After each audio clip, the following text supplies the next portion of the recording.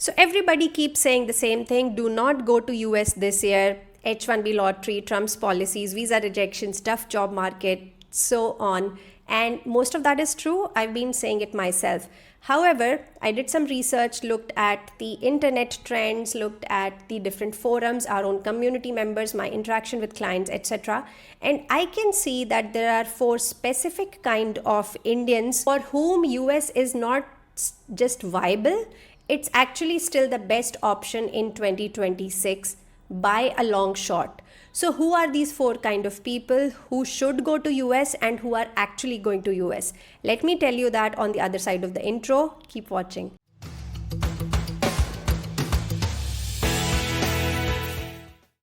Hey guys, welcome back to the channel. This is Nistha from Scholar Strategy and 24 North Star. I studied at UIUC, NYU, worked on Wall Street, came back to India and have spent more than a decade working with Indian students. I love career advice that doesn't suck on this channel. If you're finding it useful, please do consider liking and subscribing.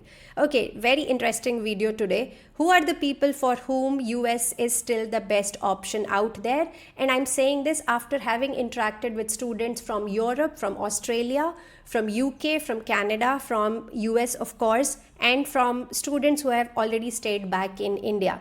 So these are still four kind of profiles that thrive massively in the US, and you can consider going to US despite all odds. And the first profile is the finance person, the person who's interested in investment banking, private equity and quant trading kind of roles. Let's look at some numbers. Global M&A deal volume was up nearly 50% in 2025. Investment banking fees rose 10 to 30% across the year. So I would say while tech has been struggling lately, finance is recovering strongly. And US job market, yes, it's exceptionally tough, but I've noticed one thing after talking to hundreds of students there. I am still seeing that jobs are coming in finance and fintech roles more easily than product management and other kind of engineering management roles. And nobody is complaining because let's look at the compensation. A first-year investment banking analyst at Goldman Sachs or JP Morgan in New York easily is taking home $125,000 as base salary. At the year-end bonus, total compensation is easily crossing 160 to 200,000 in your very first year. That's 1.3 to 1.7 CR. But I want to spend more time on a specific niche within finance that almost nobody in the Indian study abroad conversation is talking about, and that is quant trading or quant finance.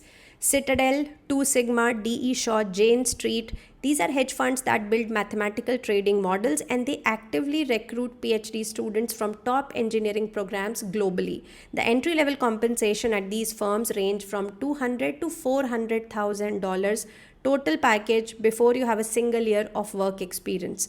And here is what makes quant trading structurally different from a tech job. These firms sponsor H1B visas very aggressively. They are not subject to the same hiring freezes and visa anxiety as big tech. They need rare talent and they are willing to pay for it. If you have a strong background in math, stats, physics or CS, quant finance is one of the most coveted paths in this audience. Look into it seriously. Yes, it is very tough and selective, but people who think they can crack it are going to US without a second thought. Second profile is the AI developer or researcher.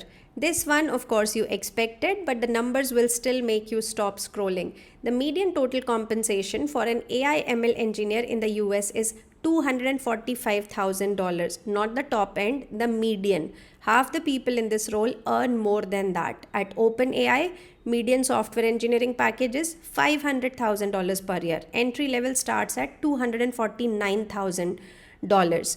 Now compare this to the UK, where the median for AI engineers is around £112,000, or Germany, which is just 72,000 euros. There is honestly no competition. But salary is not even the main reason. Here's what nobody frames correctly. The real advantage of the US for AI is compute access. Mark Zuckerberg personally calls top AI researchers and tells them they will have essentially unlimited GPU access to run their experiments. No other country has compute infrastructure at this scale, not the UK, not Germany, not even Canada. Only China is ahead or at par in AI race, but then China has its own issues. Now, one important caveat here, this is not a story for someone doing a random 6-month AI course. If you have real foundations, the math, genuine projects, the ability to build, the US AI opportunity is unlike anything else on the earth right now. If you're faking it on your resume, you will be found out very quickly. So, if you're a genuine CS enthusiast who can embrace AI, who can go deep into it, US is the place to be. Third profile is the US citizen. This is the Indian origin Gen Z who is going for undergrad.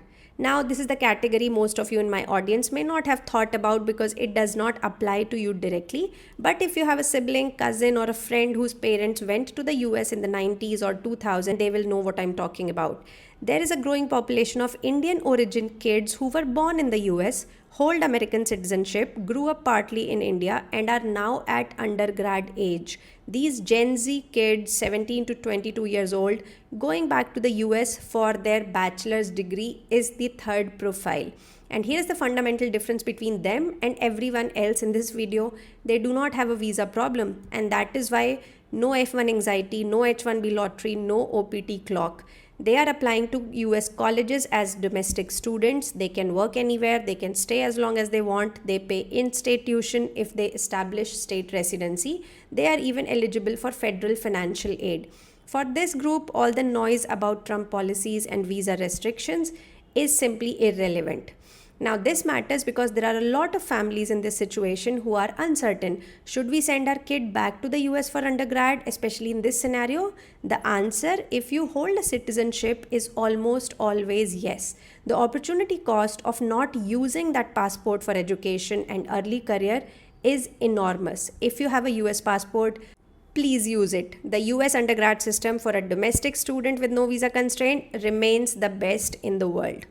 And we are working with a lot of such people at our company 24northstar.com, where I personally advise high schooler students for undergrad admissions abroad as well as in new age colleges in India. Please check it out. I'm leaving the link in the description box below. Now let's come to the last profile, which is the person playing the India arbitrage game. This one is the most strategic of the four.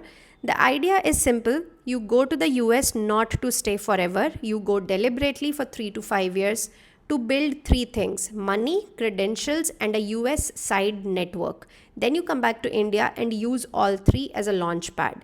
If you want to look at the success of this group, look at the Barbie founders. Barbie stands for Bachelors Abroad but Return to Build in the Indian Ecosystem. And this includes successful entrepreneurs like Piyush Bansal from Lenskart, who did his undergrad at McGill University, and Adit Palicha, co-founder of Zepto, who graduated from Stanford University.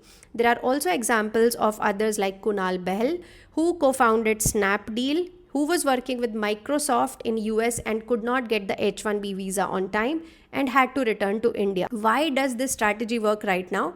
Because India's startup and deep tech ecosystem is genuinely taking off. Deep tech startups in India raised around $1 billion in just the first half of 2025, double the same period in 2024. The government has committed 1 lakh crore R&D scheme covering AI, quant computing, semiconductors, and space tech. And because the best education in these fields is still coming from the West, especially so many universities in US where you can do electrical engineering, robotics, and are leading the development in quantum computing, etc. If you graduate from there and eventually come back to India to build in one of these sectors, you can benefit from this wave. Your US employer brand, your network of investors, professionals, and the capital you saved, these things become your edge in the Indian ecosystem. In fact, VCs like Lightspeed India and Axel specifically seek people with this cross-border fluency. Think about it this way: you go to the US, you work in finance or AI for 4 years, you save 2 to 3 crore, you come back with a recognized name on your resume and a network on the US side. Now you join an early stage startup, build something, or move into venture capital. This is not "I came back because the US didn't work out." This is a deliberate two-phase career strategy. Go west to earn and come east to build. The people running this play in 2026 are thinking differently from everybody else. So those were the 4 profiles I wanted to discuss. If you fall in any one of these categories, the noise about the US should not stop you. Be strategic, know what you're optimizing for, and execute. If you're not in one of those 4, that's okay too. Europe and Australia have genuine pathways. We have covered those. The worst thing you can do is copy someone else's plan without asking whether it actually fits your profile. Okay, tell me what you think of this video in the comments below. Do hit the like and subscribe button if this was helpful. Also tell me what kind of content should I be posting next. Okay, then that's it from my side. I'll see you guys next week with a fresh new video. Until then, take care. Bye-bye.